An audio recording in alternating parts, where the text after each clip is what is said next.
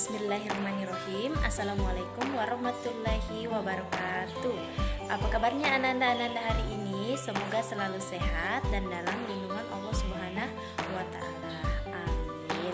Tetap semangat ya belajarnya. Nah, sebelum kita belajar, silahkan ananda-ananda berdoa dulu ya untuk memudahkan ananda-ananda menerima materi dan mengerjakan tugas. Rabbi zidni ilma warzuqni fahma.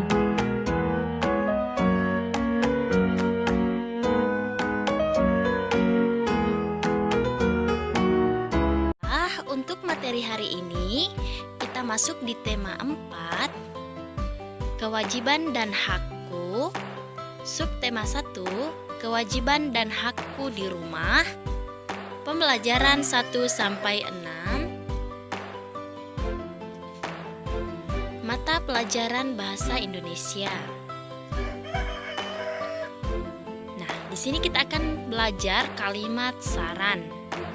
Nah, Siti memiliki kewajiban menjaga kesehatan tubuhnya.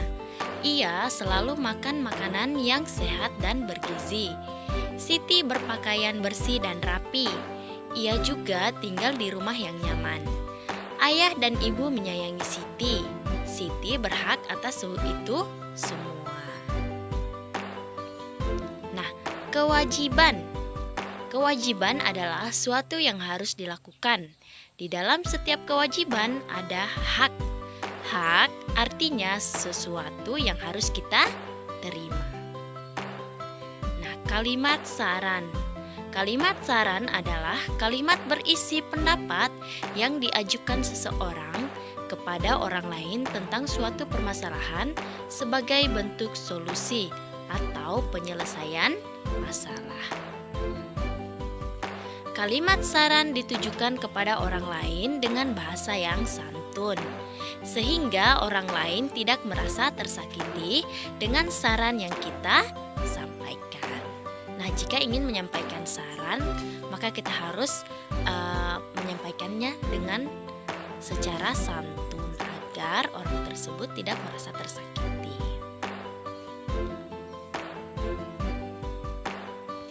Ciri kalimat saran. Kalimat saran biasanya menggunakan kata seharusnya, hendaknya, sebaiknya, alangkah baiknya, saran saya, dan semestinya. Nah, itulah ciri-ciri kalimat sarannya. Jika kita ingin mengajukan saran, kita harus memakai kalimat yang seperti saya bacakan. Nah, contoh kalimat saran. Sebaiknya kamu belajar dengan lebih giat lagi agar naik kelas. Nah, itu salah satu contohnya ya. Kemudian, Edo pulang kehujanan. Baju seragamnya basah kuyup. Nah, yang pertama, sebaiknya Edo segera pulang dan mandi.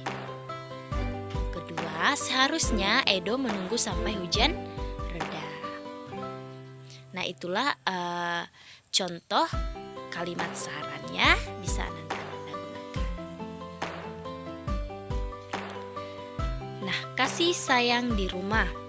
Manusia tidak bisa hidup sendiri. Sebagai manusia, kita wajib saling mengasihi dan menyayangi. Menyayangi keluarga merupakan salah satu kewajiban kita. Nah, di dalam setiap kewajiban selalu ada hak yang kita dapatkan. Kewajiban dan hak hendaknya dilaksanakan secara seimbang.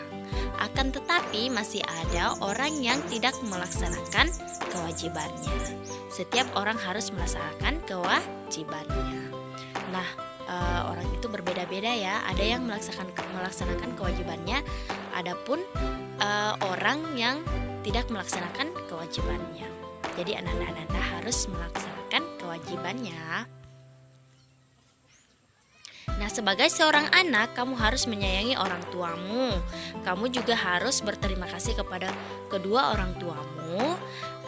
Kamu harus mendoakan mereka setiap hari. Jadi ananda-ananda harus selalu mendoakan orang tua ananda-ananda ya. Nah, menyayangi orang tua, berterima kasih kepadanya, dan mendoakannya merupakan kewajiban setiap anak. Nah, itu adalah kewajiban kita sebagai seorang anak ya. Kita harus menyayangi orang tua kita, berterima kasih kepada orang tua kita, dan yang paling utama mendoakan orang tua kita. Nah, kamu harus bersyukur karena orang tuamu menyayangimu. Mereka juga selalu menjaga dan mendoakan. Selalu bersyukur ya, karena orang tua kita selalu sayang pada kita, kemudian selalu mendoakan kita semua sebagai anak. Nah, jadi setiap orang harus menjalankan kewajibannya. Laksanakanlah kewajibanmu, maka kamu akan menerima hakmu. Nah, jika kita melaksanakan kewajiban kita, maka kita bisa menerima hak kita ya. Nah, kalimat saran pada teks kasih sayang di rumah yaitu, sebagai seorang anak kamu harus menyayangi orang tuamu. Nah, kamu juga harus berterima kasih kepada orang tuamu. Nah, kamu harus mendoakan mereka setiap hari. Nah, itu adalah kalimat saran dari teks kasih sayang di rumah. Nah, ini adalah kalimat sarannya ya. Contoh saran yang menunjukkan kewajiban. Yang pertama, mendapat kasih sayang dari ayah ibu. Saran, sebaiknya sayangilah ayah dan ibumu dengan tulus. Kemudian yang kedua, mendapat perawatan ayah ibu.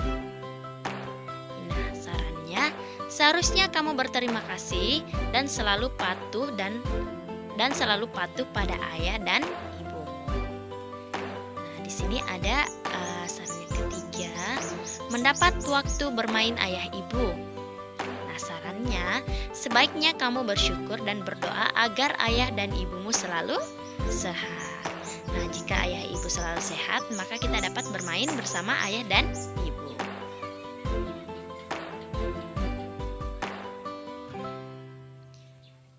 Nah, sekarang kita coba mencoba sesuatu ya. Membuat kalimat saran pada permasalahan berikut ini. Pertama, Udin minta dibelikan baju baru di lemari. Baju Udin masih banyak dan masih bagus. Nah, sarannya, sebaiknya Udin tidak meminta dibelikan baju baru karena Udin masih memiliki banyak baju yang bagus. Nah, itu adalah sarannya ya. Kemudian yang kedua, rok Dayu robek karena digunakan bermain lompat tali. Nah, sarannya, seharusnya Dayu berhati-hati ketika bermain. Nah, itu adalah sarannya ya. Kemudian di sini ada kalimat yang ketiga, Benny ingin bermain dengan tetangganya. Ia masih mengenakan seragam sekolah. Nah, sarannya, sebaiknya Benny mengganti seragamnya sebelum bermain karena seragam sekolah digunakan untuk di sekolah. Nah, itulah kalimat dan sarannya yang harus dilakukan ya.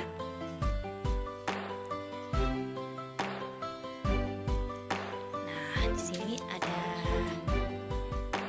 kita mencoba lagi ya. Mencocokkan suatu permasalahan dengan kalimat saran. Nah, yang pertama di sini kita akan mencocokkan permasalahan dengan kalimat sarannya. Di sini yang pertama, ibuku selalu menyediakan makanan yang sehat dan bersih. Aku lebih suka jajan. Apa yang sebaiknya aku lakukan? Nah, yang kedua, setiap hari ibuku menyiapkan sarapan pagi agar aku sering terburu-buru dan tak sempat sarapan. Apa yang sebaiknya aku lakukan? Ibu menyampaikan bahwa tanganku harus bersih ketika menyentuh makanan. Aku merasa itu tidak penting. Apa yang sebaiknya aku lakukan? Nah, yang keempat, ayah selalu mengingatkanku agar berdoa sebelum dan sesudah makan. Aku seringkali tidak melakukannya. Apa yang sebaiknya aku lakukan? Yang kelima, ayahku selalu berpesan agar aku menghabiskan makananku. Aku masih sering makan bersisa. Apa yang sebaiknya aku lakukan? Ini ada kalimat yang disebutkannya. Pertama, Aku bersyukur masih memiliki makanan untuk dimakan. Nah, sebelum makan, tangan harus bersih dari debu dan kuman penyakit. Yang ketiga, aku harus berhati-hati memilih jajanan makanan yang dijual di jalan sering dihinggapi lalat. Yang keempat, di pagi hari aku harus sarapan agar aku bisa belajar dengan semangat. Yang kelima, aku tahu bahwa banyak anak seusiaku yang selalu mendapat makanan. Nah, di sini kita akan memasangkan ya, yang mana dari kalimat yang di sebelah kiri kita harus cocokkan dengan kalimat sarannya. Nah, kalimat yang di sebelah kiri ini kita akan cocokkan dengan saran yang di sebelah kanan. Jadi yang pertama, ibuku selalu menyediakan makanan yang sehat dan bersih. Aku lebih suka jajan. Apa yang sebaiknya aku lakukan? Nah, pertama ini pasangannya itu ada di nomor 3 ya. Nah, aku harus berhati-hati memilih jajanan makanan yang dijual di jalan sering dihinggapi lalat. Nah, itu ya yang sebaiknya Ananda lakukan. Nah, itulah kalimat sarannya. Kemudian yang kedua, setiap hari ibuku menyiapkan sarapan pagi. Aku sering terburu-buru dan tak sempat sarapan. Apa yang sebaiknya aku lakukan? Nah, di sini nomor 2 pasangannya ada di nomor berapa? Ada di nomor 4 ya. Nah, di pagi hari aku harus sarapan agar aku bisa belajar dengan semangat. Nah, yang ketiga, ibu menyampaikan bahwa tanganku harus bersih ketika menyentuh makanan. Aku merasa itu tidak penting. Apa yang sebaiknya aku lakukan? Nah, yang sebaiknya Ananda lakukan itu adalah sebelum makan tangan harus bersih dari debu dan kuman penyakit. Nah, itu adalah kalimat sarannya ya. Kemudian yang keempat, ayah selalu mengingatkanku agar berdoa sebelum dan sesudah makan. Aku sering kali tidak melakukannya. Apa yang sebaiknya aku lakukan? Nah, yang sebaiknya Anda lakukan yaitu aku bersyukur masih memiliki makanan untuk dimakan. Nah, kemudian yang kelima, ayahku selalu berpesan agar aku menghabiskan makananku. Aku masih sering makan bersisa. Apa yang sebaiknya aku lakukan? Nah, kalimat sarannya itu ada di nomor 5 juga ya. Aku tahu bahwa banyak anak seusiaku yang sulit mendapat makanan. Jadi inilah kalimat saran yang harus Ananda lakukan ya.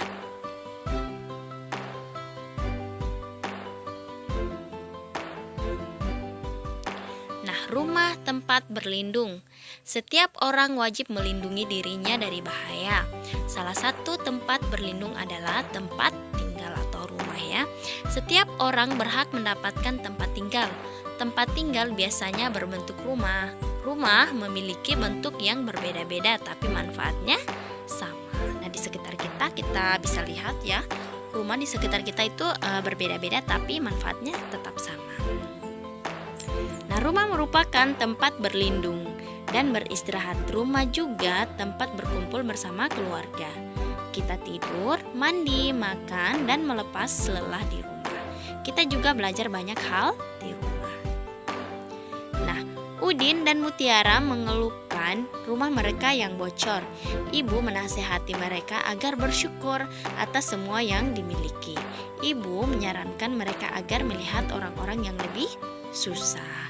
Nah, dari kesusahan Udin dan Mutiara ini ternyata masih ada orang yang lebih susah dari mereka ya. Jadi kita harus selalu bersyukur atas apa yang kita dapat atau kita miliki. Nah, banyak anak yang tidak memiliki rumah. Banyak anak yang tetap bahagia meski rumahnya banjir. Dengan bersyukur, hati akan senang. Jadi apapun yang kita dapatkan, kita harus selalu bersyukur ya. Nah, kalimat saran dari teks rumah tempat berlindung. Nah, di sini kita akan membahas tentang kalimat saran dari teks rumah tempat berlindung. Udin dan Mutiara seharusnya bersyukur memiliki orang tua yang menyayangi mereka. Nah, sebaiknya Udin dan Mutiara tidak mengeluhkan rumah mereka yang bocor. Nah, sebaiknya Udin dan Mutiara mendengarkan nasihat baik ibunya. Kemudian sebaiknya Udin dan Mutiara selalu bersyukur dalam kondisi apapun. Nah, itu adalah kalimat saran dari teks Rumah Tempat Berlindung. Nah, itulah materinya. Mudah-mudahan anak-anak bisa paham ya. Nah, di sini ada tugas. Jawablah pertanyaan berikut ini. Yang pertama, apa yang dimaksud dengan kalimat saran? Nah, yang kedua, tuliskan saran pada kalimat di bawah ini. Edo pulang kehujanan, baju seragamnya basah kuyup. Nah, yang ketiga, tuliskan saran yang menunjukkan kewajiban pada kalimat berikut. Yang pertama atau yang A, mendapat perawatan ayah ibu. Yang B, mendapat waktu bermain ayah ibu. Nah, ini Ananda tuliskan kalimat sarannya ya. Nah, itulah materi dan tugasnya. Semoga Ananda bisa memahaminya dan bisa mengerjakan tugasnya dengan baik dan benar. Nah, itulah materi yang dapat Ustazah jelaskan. Semoga Ananda bisa mengerti dan bisa memahaminya ya. Nah, demikian dari Ustazah. Assalamualaikum warahmatullahi wabarakatuh.